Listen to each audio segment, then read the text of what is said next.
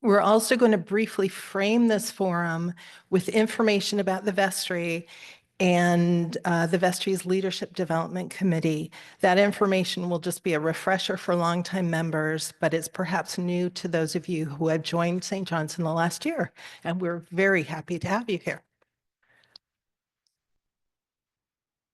Our schedule for vestry elections is set in St. John's bylaws. I'll return to this slide in a couple of minutes, but I wanted to orient everyone as to where we are in the process and to note that elections will take place next week at our annual parish meeting.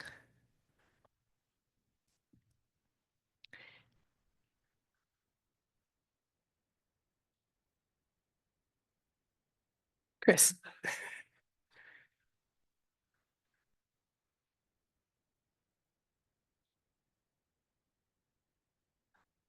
Yeah, the joys of technology. There it is.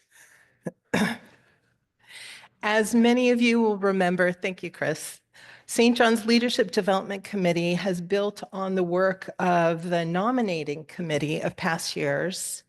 The LDC is now a year-round committee to identify and nurture potential leaders across our parish, in addition to bringing to the parish a slate of candidates for the vestry and to represent us at the annual diocesan convention. Of course, leadership at St. John's is not limited to vestry service. So the committee enters into discernment and has conversations with your future leaders to help determine where their gifts will best fit with our ministries. Leadership at every level and in every ministry is a vital part of St. John's.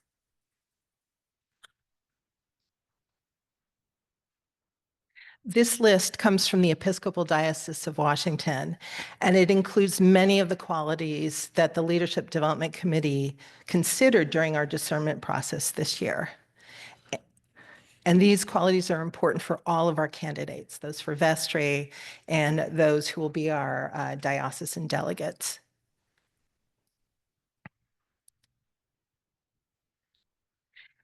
Churches require a diversity of skills and experiences among their vestry members, among their leaders. You'll notice that from these questions, we look for candidates that represent you, the congregation here at St. John's. And we also look for people who can contribute within a group leadership body that is the vestry.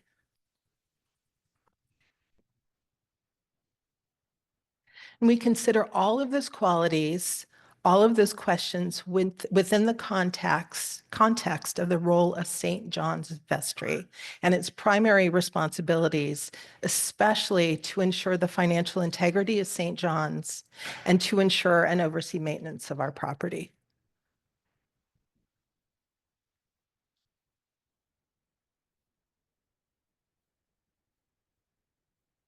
The number of vestry members, 14, with 4 members elected each year, and the process and the timing of elections are governed by St. John's bylaws. And I have a few printed copies here with me for those of you who are not familiar with our bylaws. This process ensures continuity from year to year while constantly bringing new perspectives and experiences to the vestry. So the Leadership Development Committee began this entire process in November with the forum titled Inspiring Leadership and Service at St. John's. From December through March, we engaged in conversations. From a list of about 50 people discussed by the committee, we eventually contacted about 20 of them. As you know, we have many talented, qualified people at St. John's, many of them busy with other commitments, personally, professionally, other volunteer commitments. Happily, many of the people who were not able to stand for election for vestry this year said they would consider vestry service in the future. Yay. So of the 20 that we contacted, 4 people agreed to stand for our 4 open vestry slots this year. The names of our 4 candidates were published in Crossroads in March, and we invited petitions for additional candidates by April 6th. No other candidates were nominated. Our bylaws state that there's a preference for at least 2 candidates more than slots available. However, our bylaws also state that if we are not able to find more than 4 qualified candidates, that the election can still go forward. So we are very happy with the candidates who are standing for election this year.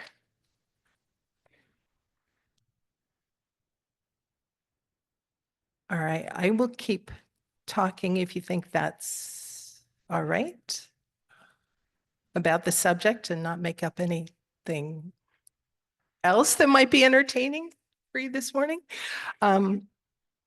Before we hear from our candidates, I want to thank the members of the Leadership Development Committee for their very hard and diligent work. Co-chairs Deborah Parker and Jim Winkler. Members Dan Ryan, Avril Barker, Kevin Kehus, Janet Hall, Mike Stratmoen. And we also received as needed consultation from both Sari and Ann. So thank you for that.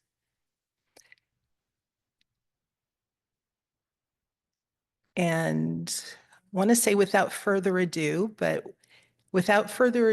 our connection is stable, one of our candidates is online this morning. The rest, well, one online, most of the rest here. Mike Stratmoen was not able to make it this morning, but you can go back to his biography in Crossroads.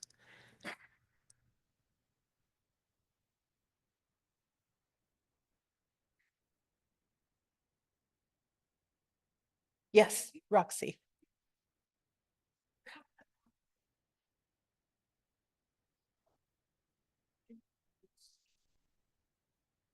Bring your cell phones to the annual meeting so that you can vote. That is the method that we will use for voting. All right, we are back. Thank you, Roxy. Okay, there was another question.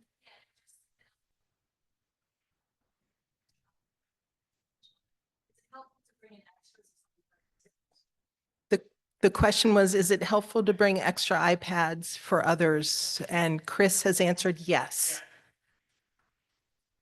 Yes. Thank you very much. All right, is everyone, we're good? All right. If you are online, can you hear us? Can you hear me? Thumbs up? Excellent. All right.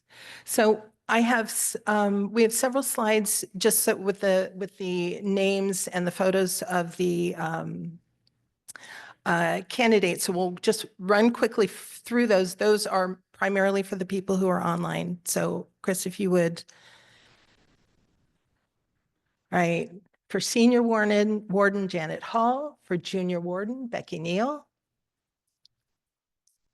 For 3-year vestry terms, Emma Cowan, Jim Winkler, Francis Cottrell, Jan Ryan. And for diocesan delegate, Alan Snyder and Mike Stratmoen. All right. So Janet, if you would lead us off. Thank you so much.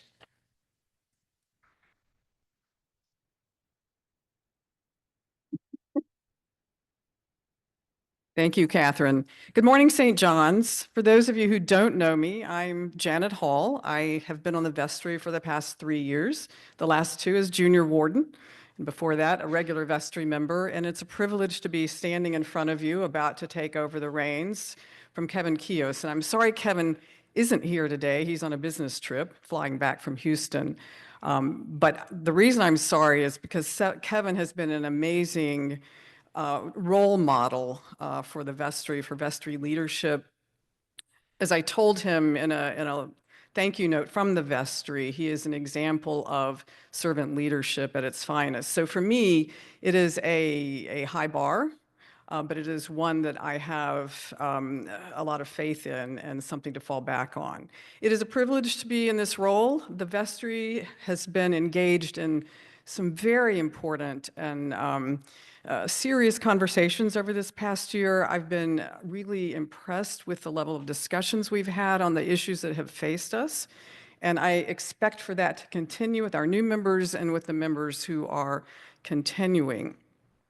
I am sorry to see the members who are leaving go, and I thank them for their participation. We're going to miss all of them. It is actually very difficult. The body of the vestry is really a very deliberative body. We become very close to each other, and it's hard to say goodbye. But I'm looking forward to the new members, looking forward to working with you all. We have some budget challenges. You'll hear more about those as we go forward, but I would say that's probably a big area we're going to be grappling with. So you'll hear more about that. Thank you very much.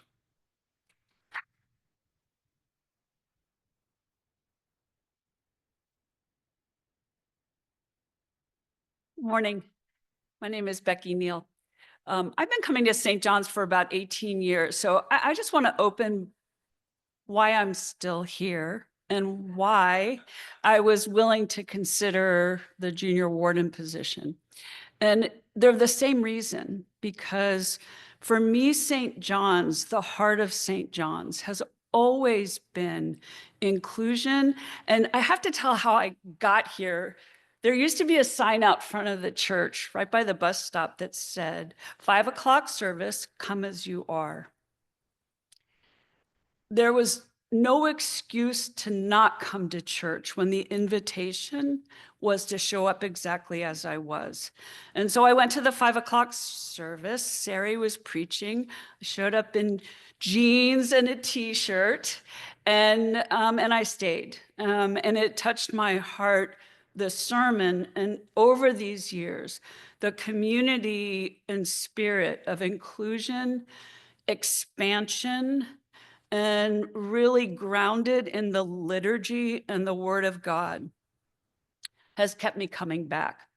So I would just say, without being too cliche, this motto or idea that the church really is at the crossroads of faith and life, what it has meant for me, both showing up as I am and at this crossroads.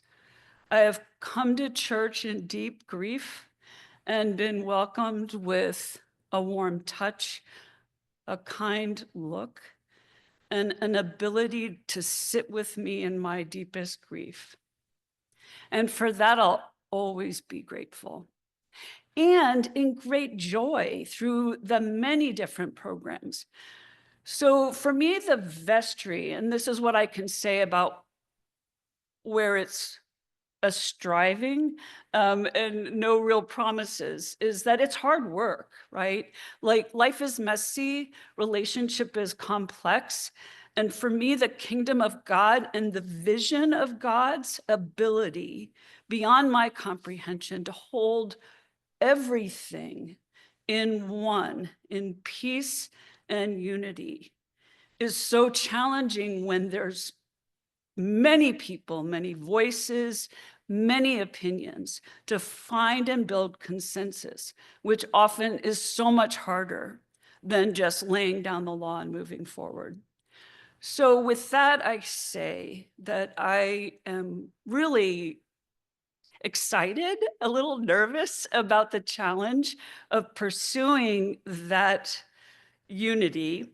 And I promise to really do my best to listen, and to listen with an open heart, and to follow as best as we all can what God calls us to be and do. So thank you so much.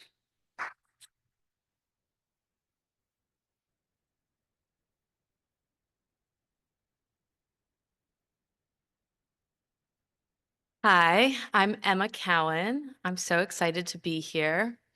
I have been a member here at St. John's for about 3 years now, a little over 3 years. And this was our third Easter. I am a mom and I am an art teacher. And I am also, I guess, a returning attendant at St. John's. So back in the 90s, I came here with Jessica Banthen, my mom, and my brother Henry was baptized here in 1993. And before this, my family was attending Bethesda Friends meeting, and I served there on the child care committee. But after a while, the only children that I was serving were my own. I was already on that committee at home. So we we left to look for a place that had a thriving community of young families. And because of my connection here, we looked here and we stayed here because we found it and we love it. And so I've had the privilege to join the Welcome Committee. If you came to 9 a.m. service, hopefully I got to give you a program. And I'm also, I have the great honor of serving with Alan in teaching Sunday school to our middle schoolers in our Right 13 program. So, which I love middle schoolers actually. And when Michael Stratmoen asked me if I was interested in running for vestry, I said, what on earth would that mean? And he assured me that in vestry people bring their own talents and their own perspectives. And so I will not be involved in any of the accounting. Don't worry, Mom. And but I do hope to bring my experience, not just as a mom, but as an educator, to continue the work that's already happening of making St. John's a great place for young families so that we can attract young families and retain young families and make sure that our church continues to grow. I love this place. I want it to last. I want it to be a thriving community. And so I'm really excited to be a part of that continued growth. And I'm so excited to be here. So thank you for letting me share.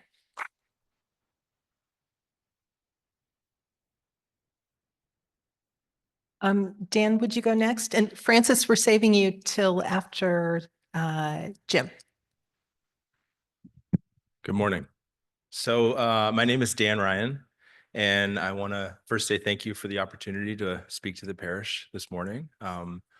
I have served on the vestry for the past 2 years. I joined in 2023 as part of a 2-year term. So I was filling a vacancy on the vestry, and I was invited to stand again for a 3-year term, to which I've agreed, which brings me here today. So I am here with my wife, Laura, in the back. We joined St. John's in 2021. We have 2 kids, Desmond and Kit, who were baptized here. They're part of the Children, Youth, and Families program.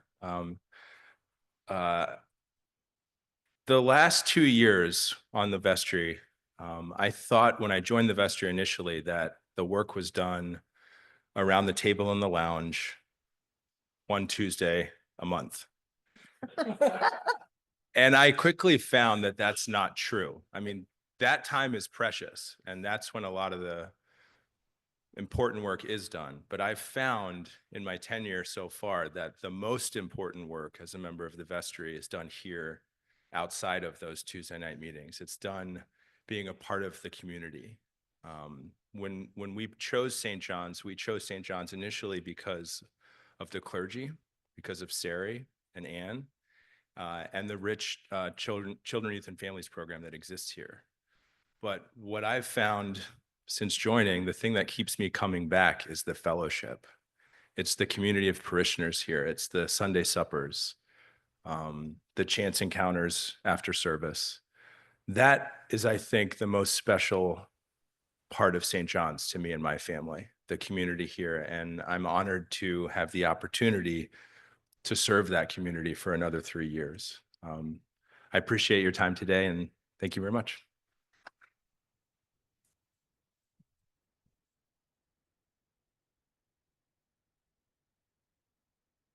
Good morning, everyone. I'm Jim Packard Winkler. Many of you know my wife, Mary Packard Winkler. Her family is Packard, my family is Winkler, and somehow we mixed it together. And our names are sometimes complicated. She says, how come they only know you as Jim Winkler? I said, well, my badge says it's got you first, Packard, on it. Mary and I joined St. John's in 2022, about 3 years ago. It's interesting to me that Dan and Emma and I all joined during the COVID period, which was a very weird time to come to a new community. And I was just reflecting this morning on our sort of church shopping and life journey. And I'm thinking back when we first met in graduate school in Boston, we went to a Catholic and Unitarian communities on Tufts University campus. Then we came to Washington and we went to Unitarian and Catholic communities. Then we went overseas, went to Thailand, a Buddhist country, and went to a non-denominational international church, which was fascinating, Mennonites and Presbyterians and Jews and Catholics and everyone mixed together. Completely different experience in a Buddhist country that you're a small minority looking at the traditions there that are very different, but spiritual and powerful in their own way. And then another experience in Croatia with a small Catholic community in a very Catholic country. In a language that was incomprehensible to me. Mary tried to study it and said, that's an impossible language. Serbo-Croatian, that's enough. And then in Vietnam, in Hanoi, we joined another international church, non-denominational, that had an incredible diversity of traditions and practices that were blended and melded together. So coming back here, we joined another Episcopal church nearby, Church of the Redeemer in Glen Echo, and found that after 20 plus years, great community, much smaller, that the leadership was going, a little bit south and started to do what we do best, which is church shopping, right? And came here and heard Sari preach. And it took me a few minutes to connect Sari with my experience in Jerusalem because I knew Sari's father, Naim Atik. We worked together on the Anglican International School of Jerusalem, AISJ, and he was running the Sabeel Center and a very well-known priest in that environment, and worked with a quirky school called the Church's Ministry Among the Jews, which was trying to convert Jews to Christianity, which 2,000 years ago was a radical thing and seemed very radical in Jerusalem as well. So, coming back to St. John's, we came 3 years ago and it was a very strange time. And Mary and I looked at each other and said, we just got to jump in and get involved, and which is what we've done. And Mary, many of you know, co-leads the women's ministry and has spent oodles of hours organizing and participating in that great initiative. Also, she was recently confirmed, I guess is a word, as a Stephen minister. And that's a really cool practice that I didn't even know about existed here, but she works in that space, which is a really powerful way of connecting with people that need support for different challenges in their lives.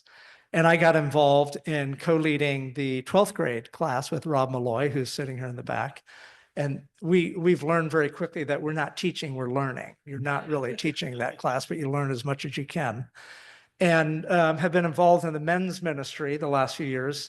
And then this past year, I was asked if I would co-lead with Parker, the Leadership Development Committee. And that's been a fascinating insight into this community and who we are as individuals and as the activities that go on here. And it's kind of mind-boggling to me that when you count the number of ministries and programs, there's 60 that, Anne, you have listed in that brochure that you circulate. I've never seen a community that has that many activities and ministries going on. And somehow there's a big enough group of people that have different interests that move those initiatives forward, which is quite remarkable. And so thinking about the vestry, I was asked if I would stand for election to the vestry, and I said, sure, it's an honor, as everyone has already said. And it's also a really interesting, I think, perspective on how this community works, even though I haven't been part of the vestry yet. But my experience running 4 international school boards and nonprofit boards, you bring all the practical issues of this world of finances and property and personnel and all the day-to-day stuff and technology that doesn't work when you want it to. And you got to solve those issues, but you're in the midst of a mission that is remarkable here at St. John's and the way it engages in the community. And so I think that part of it for me is really interesting and challenging and looking forward to work. I think, as people have said, learning and giving is as much a part as anything. None of us have all the answers or all the expertise. It's working as a team and the humility of knowing that we work together in order to solve our problems, whatever they may be, Janet. I'm sure you'll tell us later. But look forward to working with the team to move this community forward. Thank you very much. Thumb up. So that leaves me. So, Can you hear me?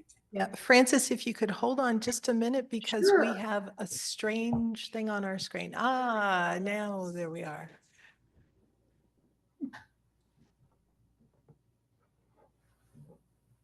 All right, we are managing the technology. There we are. All right. We are unpinning the parish hall. Ah, Francis, we are eager to hear what you have to say. Okay. Good morning. I'm Frances Kittrell. For over 50 years, I was a member. Chris needs to Francis, Chris needs to unmute you Okay. somehow. I'm unmuted on my screen. Okay, there it is. Are Thank we you. ready? Yes. Okay. Ready. Good morning. I'm Frances Kittrell, and I'm coming to you from Uvalde, Texas. For over 50 years, I was a member of Christ Church Cathedral in Houston. I sang in the choir for over 40 years, and I served 2 terms on the vestry and 1 term on the endowment board. I worked with the Mission Outreach Council and the Stewardship Council and was the founding board president of the Beacon, a homeless day center that was launched by the church. Some of the things I loved most about the cathedral were the thoughtful preaching, the exemplary music program, the meaningful outreach, and the sense of community. A congregation of people who cared about each other, a community of people who cared about those outside their circle too. Does that sound familiar? It should. My husband Norman and I found these same things at St. John's. I believe quite literally that God is love. God's power is the power of love. God loves us all and dwells in all of us. God calls us to love one another. God calls us to love our neighbors, those we know and like, and those we don't know and may not like. When I was growing up in the days with only 3 or 4 television stations, my mother used to watch Catholic Bishop Fulton Sheen's program. He called on everyone to carry God's light into the world. As the program ended, he lit a candle and a song played. I remember one particular line of that song. If everyone lived just one little candle, what a bright world this would be. You, St. John's, brighten the world. I'm honored to be nominated for the vestry, and I hope that my experience in the past with my other vestry service and the things I've done at church will further the mission of St. John's. Thank you. Thank you, Francis. Now, Ellen.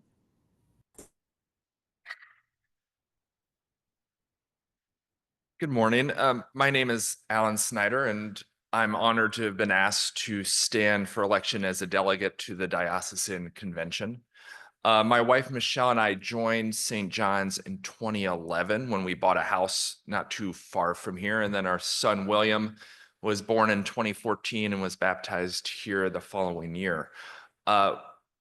I've been blessed to have been part of lots of different ministries, some of those 60 that Jim noted earlier, and to include serving on the vestry from 2019 through 2022. Since rolling off the vestry, I've sort of taken a break from governance of the church until Jim and folks asked me to join the Leadership Development Committee.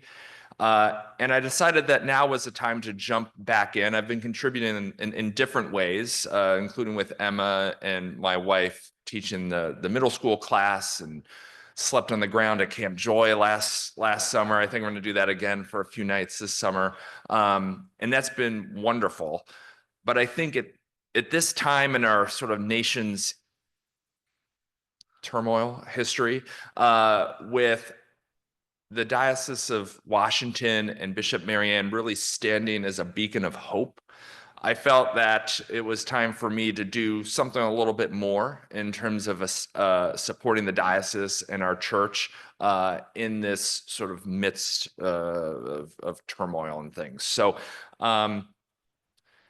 I'm not a stranger to diocesan conventions. As a son of an Episcopal priest, I attended the Diocese of Central New York conventions, like as a forced youth delegate. I think I was told I had to show up to Syracuse, New York, every summer.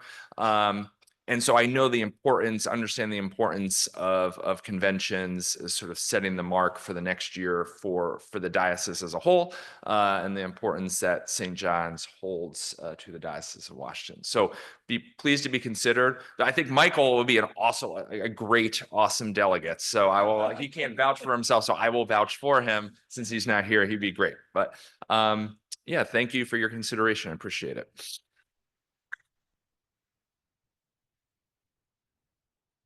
Thank you to all of our candidates.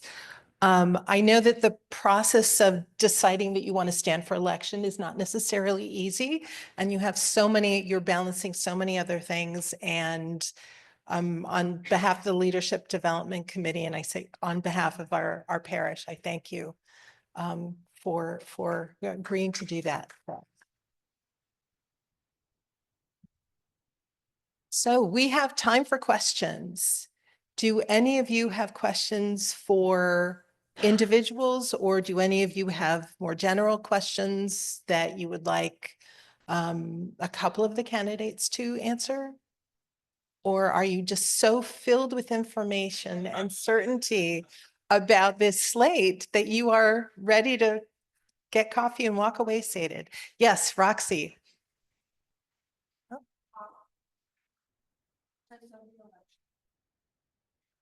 All right. No, next week. If the elections are next week. Correct. Sure. Actually, Chris, may I give this to you since he is the techno guru for the election? Despite all evidence to the contrary a few minutes ago. Not sure exactly what your question is, but as we did last year at the annual meeting, we will be voting electronically. We're using a software that's called vPoll. So we do ask everybody, if you want to vote, you have to bring either a cell phone or an iPad, something that can connect to the internet. There will be a barcode that you'll scan. We'll have a piece of paper. You can scan that and it'll take you right to the site. And then we will have ballot questions that you can vote on in real time. So we'll explain the rest of it in the moment, because if I explain it now, we'll have to do that again anyway next week. I won't remember it either. So, I'm sorry. It's a hybrid meeting and everybody on Zoom will have the same option to vote as here, which is the one reason we're doing it, because we can't really vote within Zoom with the folks who are here in the room. So that gives everybody their own individual private vote. So yes, Parker.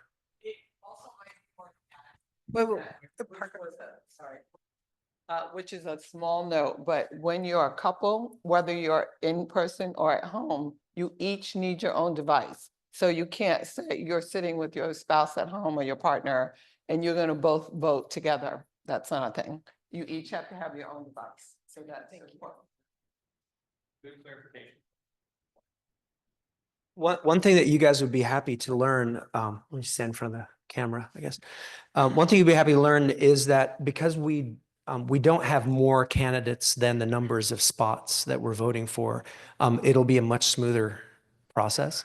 So essentially, rather than it being a contested election, it'll be we'll be voting by acclamation to receive the very qualified individuals that are running. So so that's something to look forward to. Roxy, do you have any other technical questions about? Okay. Yep. So outside of the voting, we'll do the voting first. Then we're gonna talk about something really important, which hopefully you guys have been keeping up to date with, which is that there is Janet, do you want to say something about just briefly? Okay. So I hope most of you have been aware, but we have to vote on some bylaw changes, and actually we need to come into compliance with Maryland state law, which is we are reorganizing as a corporation, a religious corporation. or we are asking the parish to vote to do that.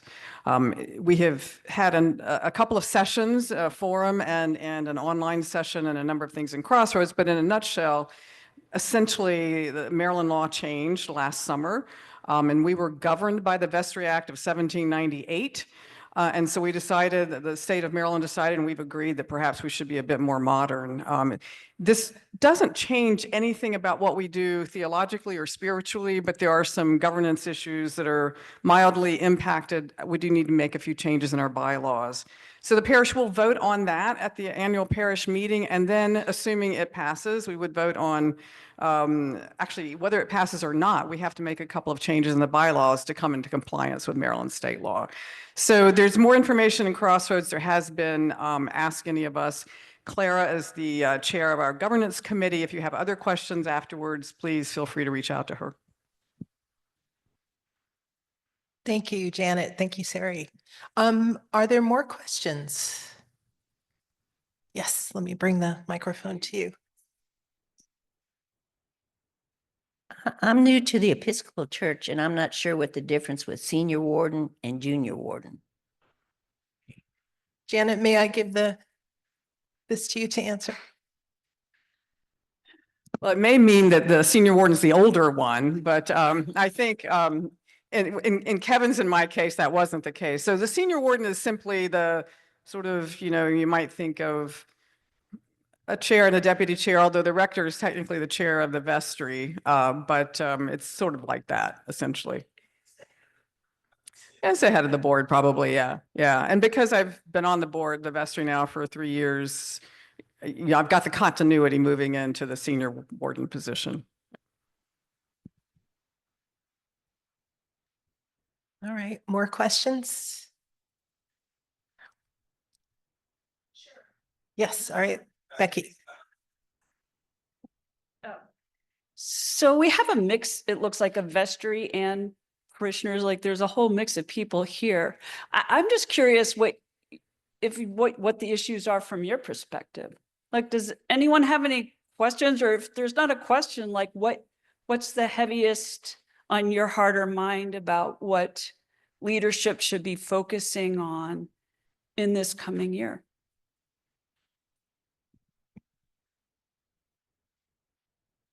Who would like to answer that question from their perspective? And it doesn't have to be anything heavy, pressing. It could be just something that you hold really close to your heart when you think about St. John's and why you're here.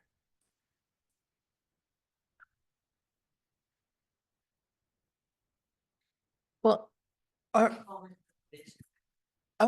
yes, comments from vestry members are encouraged. I'm not really answering the question of I can't answer the question of what is on your mind.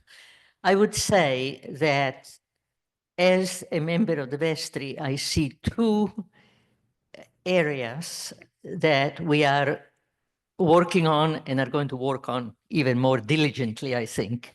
One is we now are moving to have a vestry that is representative of the parish in terms of age groups, particularly, in terms of having senior leadership, and I mean chronologically senior, but also a very energetic infusion of younger people, as Emma said so well, people who are parents of young children, who are very interested not only in being in a lively parish, but one in which children receive a thorough grounding in terms of moral and religious instruction. The other side is, like many of you, maybe a majority of St. John's parishioners, I did not grow up in the Episcopal Church. I began worshiping in Episcopal Church when I moved to Washington, D.C. in the early 80s. So I've been with it for a while. It's important to remember that we want to be a lively, dedicated, welcoming community without losing sight of the fact that we are an Episcopal parish. And I think it's going to be very important to continue, as Sari started this year, to have regular sessions to talk about why do we use the Book of Common Prayer, for instance? Why do we educate our clergy in a certain way that may be different from other religious traditions? As one vestry, and I know I'm not the only person who is concerned about this, I was very pleased that one of the 4 candidates this year, Francis Kittrell, has very long experience and deep roots in the Episcopal tradition. I think she will help many of us, and especially those of you who are the parents of young children.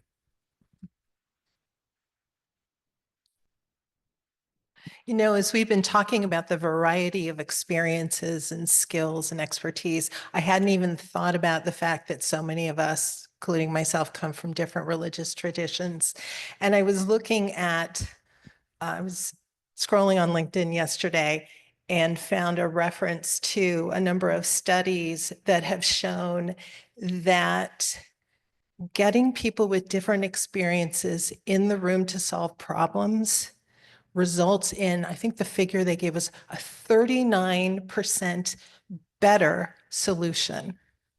And the fact that our congregation and our congregation, as reflected in our vestry, has so many different experiences and points of view and come from so many different places, that is just such a benefit to our church. And I'm just very excited about myself being at St. John's, but also with this new slate of candidates, seeing how much more we can grow into our lives with God. So are there any more questions? We're at 10 minutes to 11, and I will bring the microphone to you. Thank you. Hi. Well, I just wanted to mention with respect to Clara's comment that Sari's already reserved one Sunday a month, I think, for through next year. And I think he intends to continue in some form or fashion what he started this year. And we're also going to try to do something before each liturgy of welcome to offer sort of an Episcopal 101 in a concentrated fashion. But I'd just like to say that one of the great strengths of St. John's, as you mentioned, Catherine, is that we have so many people from so many different places, traditions. I grew up with a Catholic father and a Lutheran mother, and I married an Episcopalian. And I think having all these different backgrounds is really a great strength for us. And but our liturgy too can be a bit of a barrier if people don't know the traditions and the use of the Book of Common Prayer. So we should consider these education series as just a way to sort of open up and make more clear sort of the reason for and the beauty of this tradition. But it's not like hitting people over the head with a hammer of Episcopalianism or anything. It's intended to be an opening, right? To help us understand the background. Thank you. Thank you so much, Anne. And I'm looking forward to those forums. All right, any final questions? And obviously you know who the candidates are, so if you want to ask them something privately, you can do so. All right, no more questions. I want to thank you again for being here, for supporting this church, for supporting the vestry, for supporting this process. And thank you. See you next week.